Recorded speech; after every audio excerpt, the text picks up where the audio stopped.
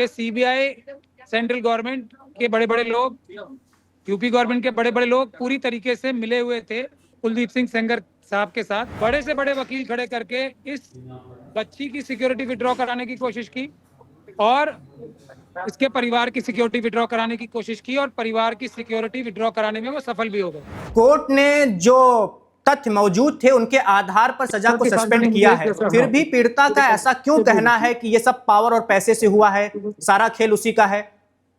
देखिए, पहले तो मैं आपसे ये रिक्वेस्ट करूंगा, मैं डिबेट्स में नहीं जाता हूं, तो मुझे कृपया डिबेट का हिस्सा ना बनाएं। नहीं, बिल्कुल आप अपना पक्ष रख सकते हैं, डिबेट नहीं है सर। ये मेरा पक्ष ये है कि इसमें हमने बार बार ये बात बोली है कि सीबीआई, सेंट्रल गवर्नमेंट के बड़े बड़े लोग, यूपी गवर्नमेंट के बड़े बड़े लोग पूरी तरीके से मिले हुए थे कुलदीप सिंह सेंगर साहब के साथ, इसीलिए ये फैसला आया है।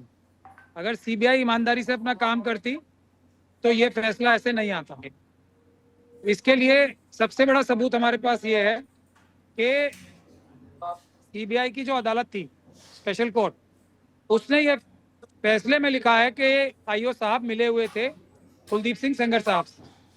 उसके अलावा हाई कोर्ट, सुप्रीम कोर्ट में सेंट्रल गवर्नमेंट और उत्तर प्रदेश गवर्नमेंट ने बड़े से बड़े वकील खड़े करके इस बच्ची की सिक्योरिटी विड्रॉ कराने की कोशिश की और इसके परिवार की सिक्योरिटी विड्रॉ कराने की कोशिश की और परिवार की सिक्योरिटी विड्रॉ कराने में वो सफल भी हो गए। इसके बाद भी अगर चैन नहीं आया तो उस आईओ के खिलाफ एक्शन लेने की जगह इन्होंने हाई कोर्ट में एप्लीकेशन लगाई कि सीबीआई के खिलाफ जो टिप्पणियां की हैं उसको हटा दिया जाए। इसके बाद भी चैन नहीं आया तो कोई एक्शन नहीं लिया। जिस दिन सिक्योरिटी विड्रॉ हुई थी इस बच्ची के परिवार की, उसके अगले दिन उसके ऊपर हमला हुआ, आज तक कोई एक्शन नहीं लिया गया। ये भारत का एप्स्टीन गैंग है, ये मैं बात पूरी जिम्मेदारी से बोल रहा हूँ। और बृजभूषण शरण सिंह साहब हो या दूसरे बीजेपी के मंत्री हों, वो उस एप्स्टीन गैंग, जो भारतीय एप्स्टीन गैंग है, उसका हिस्सा है और वो पूरी ताकत लगा के पब्लिक डोमेन में और दूसरी ताकत लगा के इस बच्ची को डराने धमकाने की और जो भी इसके साथ खड़ा हो रहा है उसे डराने धमकाने की कोशिश कर रहे हैं। प्राचा जी, सर दीपिका जी भी हमारे साथ जुड़ी हुई हैं, वो इस केस से जुड़े कुछ तथ्यों की ओर इशारा कर रही हैं। दीपिका जी, प्राचा जी से आप कुछ पूछना चाहती हैं? प्राचा जी कह रहे हैं डिबेट नहीं करना चाहेंगे, तो मैं इसलिए मैं मना कर रहा हूं आपको। नहीं, एप्स्टीन गैंग बड़ा, प्राचा जी बस दो एक सवाल है, आप ले लीजिए सर। डिबेट नहीं है, बहस नहीं कर रहे, हम सिर्फ बात ही कर रहे हैं। एप्स्टीन गैंग की बात कर रहे हैं। ये इनसे ये पूछा जाए कि गैंग रेप के में इनकी जो कंप्लेनेंट है, उन्होंने 3 अन्य आदमियों के पहले नाम लिए और उसके बाद वो ये कहती हैं कि मैंने तो एडवोकेट के कहने पर उनके नाम ले दिए थे, उन्होंने मेरे साथ कुछ नहीं किया है। ये कितना कन्वीनियंट है प्राचा सर कि 3 नाम एडिशनल ले लीजिए आप और उसके बाद ये बोल दीजिए इन्होंने कुछ नहीं किया है। मुझे तो एडवोकेट ने बोला था इनके नाम लेने के लिए। किसी का भी नाम ले दीजिए, किसी का नाम ड्रॉप कर दीजिए, कभी भी किसी को बोल दीजिए इसने ये किया, उसने ये। एप्स्टीन है क्या बात कर रहे हैं प्राचा सर? और सबसे बड़ी बात, सिक्योरिटी जो दी गई थी, वहां पे जो सिक्योरिटी पर्सनल्स हैं, कभी उनकी भी आप बीती सुन लीजिए।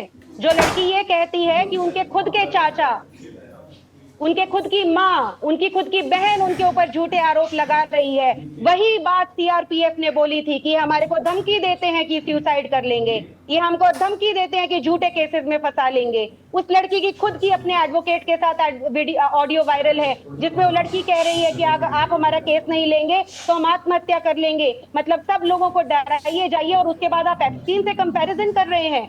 एप्स्टीन से कंपैरिजन नहीं है, अभी मैं कुछ बोलूंगी नहीं ज्यादा क्योंकि न्यायालय में है ये केस, लेकिन एक दिन इस केस की सच्चाई सब लोगों के सामने आएगी।